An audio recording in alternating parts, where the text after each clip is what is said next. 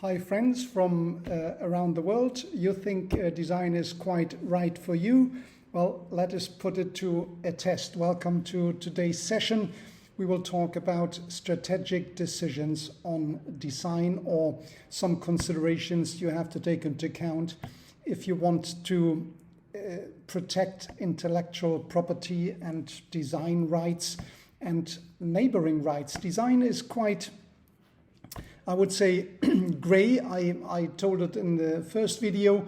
It has connections to different IP rights, which makes it difficult for you to choose from. So which is the right IP right to choose if the designs come into mix? So if designs come into mix, there are some particular difficulties I want to address.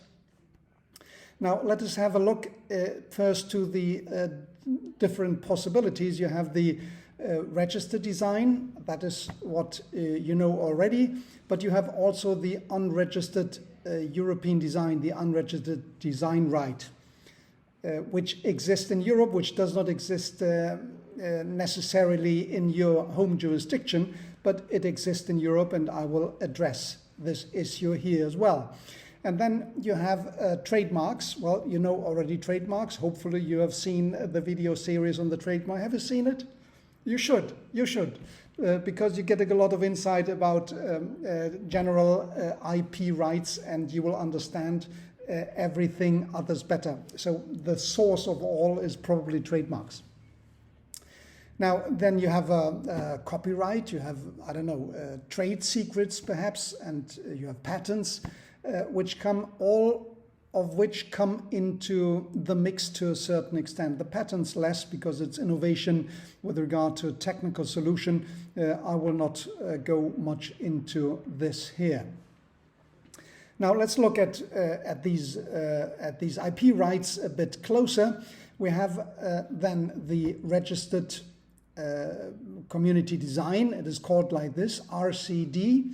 So that RCD can be registered at EU IPO in Alicante. It is subject to a fee, naturally. It is quick and cheap to do, and it is one title for the whole European Union. It protects the shape of the product, so the appearance, how it looks like. That is what is protected. Whereas, for example, for trademarks, it is not that. It is something which is protected, which is the origin of the good, the company, so to say, the company name, or the name which is referred to for many, many products. It can be for 10,000 products, and one company stands behind as a trust company, as a trust building name for all the consumers. So this is about the shape. So the unregistered, you have this for 5 years validity. So the registered design can be protected with an application for 5 years, which is renewable 5 times. So in total, 25 years. Then you have the unregistered design. As I told you, this is something very particular to Europe. It exists in other jurisdictions as well, but not in all of them. Unregistered design comes into play, if you want, once it is created. It is created by the creator and disclosed. So created and disclosed. From then onwards, you are in principle protected through unregistered designs without doing, well, anything if you want. But it is a little half-orphan brother or so from the registered design, from the RCD, because it is valid only for 3 years. It is obviously not renewable because it's not registered. Only for 3 years from its creation, and the protection is not as efficient as with registered design. Why is that? Well, registered design can be enforced against all kind of copying, whereas the unregistered design can be enforced only against a premeditative, willful copying. Now, to prove willful copying, so the internal side of I want to copy that, rather than an independent creation, independent from seeing your creation, that you're not protected, and it's very tough to prove in court that there exists. So it's only for very obvious cases that you can enforce unregistered design. But still, it's a possibility. So if you do not do anything, have a look to the unregistered design if you're in a case you want to enforce your right. Then you have the copyright. Well, copyright is also in Europe not subject to registration. And the copyright must have an aesthetic content and must be a kind of artwork. You would only link probably to music or to literature. No, it is much broader. So sculptures or words or a combination of words, that can be all subject to copyright, not subject to registration. Not subject to registration, that's important. So once you created your design, which is a kind of artwork, so probably, I don't know what, I suppose so, and it is new, then it can be subject also to copyright. Copyright has a long duration, so it is 70 years from the death of the creator, and you have moral damage possibility as well. So it is, I wouldn't say very much effective. It is not so much used in court, such as the registered rights, but still it is a possibility for you to consider once you think about strategic considerations on your IP rights. Well, let us look a bit at strategic considerations now. You have a design and you think, well, that is a good design. I will think of having a protection or not. But there is a possibility that this design, though I have not the capacities of very much reproducing it very quickly, and I don't want to outsource that one. I want to ensure that I get the whole benefit out of it. Then what do I do with the publication? So if you want to have an RCD, it must be published, right? Published, it is very quickly published. So after 1 week or so, it is already on the publication, and then everybody can see it. And if somebody is interesting, the competition is always interesting in seeing what you want to do. So, and they are quicker in the production. You may come late to the market when the competition is already on the market and reap the big profit from the consumers. So there is a possibility of protection, so to say, for you, which is the deferment, which is very typical and special, I would say, to the design, so the RCD.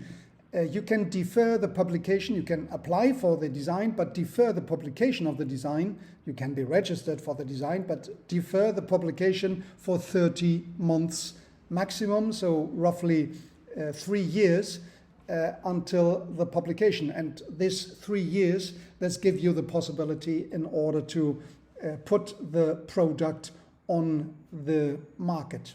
So that would be not exclude RCD, so to say. Let me give another example, which is the furniture industry. Furniture is one of the industries which are heavily involved with design. So there are new designs, new chairs, new tables, new suit, whatever it is, new lamps or whatever, which are put on the market once it is protected through whatever IP right. So what are your considerations with regard to that? Well, if it is furniture which you think will not live more than 3 years or so, you can maybe rely on the unregistered design. But if it is for long term, so Le Corbusier, I think it's called, so these sofas, So then you would think design protection through design or through copyright would be much better. Then you would think, well, is it possible, how strong will be the pressure for copying your IP right? Well, this depends on, and consequently, how strong do you want to have a protection? So the stronger the pressure from the competition, the stronger you would would want to protect your right. Okay, so when you think the pressure of the competition is not very high, you would think, well, the unregistered would be okay. But if you think the pressure would high, then you would have an instrument to more easily enforce your right, and that would be an RCD because it is already, established on the register, the creation, the existence, the kind of new content it is, etc., unless it is not contested. So you depart from a stronger base. A copyright, well, you have to establish according to the jurisdiction where it is in. If it is Germany, so the German copyright. If it is Sweden, then the Swedish copyright, Romania, and so on. So there are some differences. Copyright is not a unitary title within the European Union, right? So there are some difficulties you may want to look at. So with regard to trademark, well, trademark is not really applicable here as it is only the label of the company who producing this model and other models and other models and other models as well. But still, you can have a link to the consumer with regard, if you want to put this new aesthetic design into the label. And then you find a link with regard to the consumers. Okay, what about, for example, another example would be fashion. Fashion is also something, automobiles also. Fashion are something which you want to consider to protect if you have a new fashion collection, if you have a new cloth, a new pattern, if you want, for the cloth. Well, you can have a patent trademark, which exists as a possibility, or you can use the designs. Now, the fashion is normally not long-lived. It is half a year. But it may not be, because there are other timeless patterns, like the Burberry pattern, so these stripes, vertical and horizontal, which makes that you can last for 20 years or for more. So then you may look at a pattern of the trademarks, if possible, or the design. Now, for the trademarks, in order to get this possibility to get on the register, you need to have evidence of proof, and probably in the whole European Union. So you need a kind of famous pattern already, famous to the consumer, in order to get on the register as a trademark.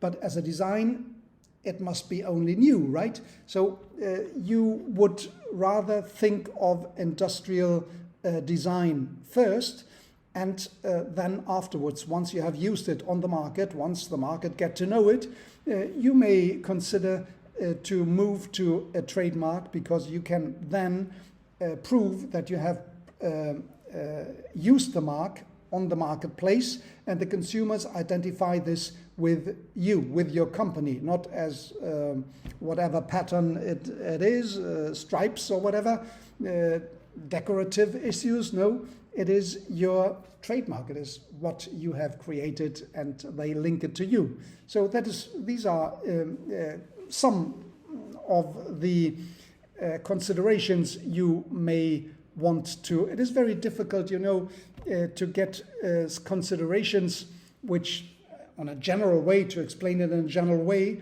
which fits it all. There is nothing which fits all. No, it is customized.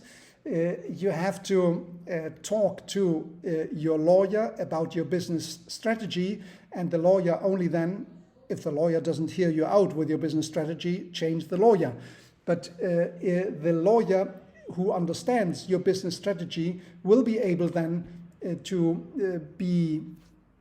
identify what would be the correct IP strategy which supports your business strategy. So that's what I wanted to talk to you on strategic considerations. You find this not very often there. They talk to you through the rights or the business owner who knows a bit, but they don't know the legal background. Here you get both. Thank you for tuning in for today. I think it was interesting. Was it interesting for you? Please, if you have questions, please mail me. Thank you.